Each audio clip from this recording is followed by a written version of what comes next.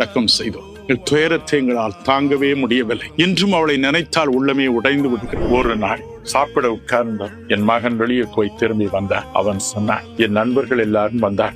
ஏஞ்சலுடைய நினைவு கூட்டம் ஒன்றிற்கு ஏற்பாடு செய்ய நான் போயிருந்தேன். எல்லா ஏற்பாடுகளையும் செய்து கொண்டிருந்தேன். என் நண்பர்கள் எல்லாம் வந்தார்கள். அவருடைய தங்கச்சிமார்கள் எல்லாம் கூட வந்தார்கள். என் உள்ளம் தடுமாறியது.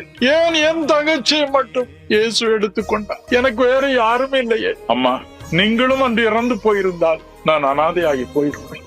வார்த்தையின் உள்ளத்தை உடைய செய்து இன்னும் இந்த உலகில் வாழ வேண்டியது இருக்கிறது என்று என்னை தேற்றிக் கொண்டேன்.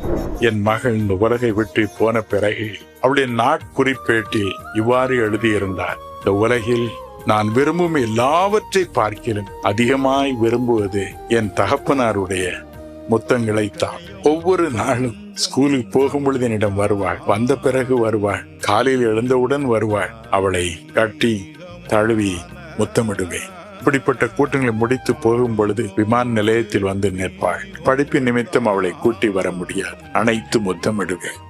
இந்த வார்த்தைகளின் உள்ளத்தை உடைத்தன. இனி யாரை நான் முத்தமிடப் போகிறேன்? யாரை அணைத்து நான் பரவசமடைய போகிறேன்? 3 ஆண்டுகள் எங்கள் உள்ளம் இரத்த கண்ணீர் வடித்தது. அநேக தேவனுடைய ஊழியர்கள் எங்களை பரிகசித்து கடிதம் எழுதினார்கள். இதோடு நீ தொலைந்தாய், உனக்கு நன்றாக வேண்டும். சிலர் சொன்னால் அவனுடைய வாழ்க்கையில் ரகசிய பாவம் இருந்து ஆகவே கர்த்தர் எடுத்துக்கொண்டார். ஒரு கிறிஸ்தவ பத்திரிகை எழுதியது, சகோதரன் தினகரனே திட்டமிட்டு தன்னுடைய மகளை விமான நிலையத்திற்கு அழைத்து செல்வது போல அழைத்து சென்று கொன்று போட்டார் என்று. ஒரு கிறிஸ்தவ பத்திரிகை, பெரிய பிரசங்கியார், இன்னைக்கு இருக்கிறார், அவர் பெரிய எழுப்புதல் பிரசங்கியார். எனக்கு ஒரு கோபம் இல்லை, ஆனால் மனவேதனை.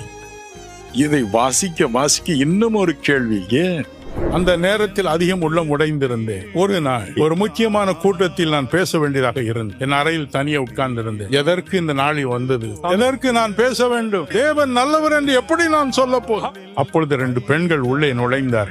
அதில் ஒரு சகோதரி சொன்னார், ஐயா, நாங்கள் தெலுங்கு நாட்டிலிருந்து வந்திருக்கிறோம். இந்த சகோதரி உங்களை பார்க்க அவரோடு வந்திருக்கிறார். ஆனால் அவர்களுக்கு தமிழும் தெரியாது, ஆங்கிலமும் தெரியாது. நீங்க பேசுங்க, நான் அதை மொழிபெயர்க்கிறேன் என்று அவர் மீது என் கையை வைத்தேன். அவ்வளவுதான். மறு நிமிஷம் பரிசுத்த ஆவியானவர் இறங்கி வந்தார். அவர்கள் தேவனுடைய ஆவியினால் நிறைந்தார். பல மொழிகளை பேசினார்கள். திடீரென்று திட்டமும் தெளிவுமாய் ஆங்கிலத்தில் பேச ஆரம்பித்தார். அது இப்படி சொன்னது, என் அன்பு மகன் தினகரன், நீ எவ்வளவு காலம் இப்படி அழுது கொண்டிருப்பாய்? உன்னை தைரியப்படுத்திக்கொள். உடைந்தவன் குடும்பத்தை நான் திரும்ப கட்டுவேன். உன் விசுவாசத்தை திரும்ப கொடுப்பேன் என்று என் உள்ளத்தில் இருந்த அத்தனை காரியங்களையும் ஆங்கிலத்தில் அந்த பெண்ணின் நாவினால் பேசினார்.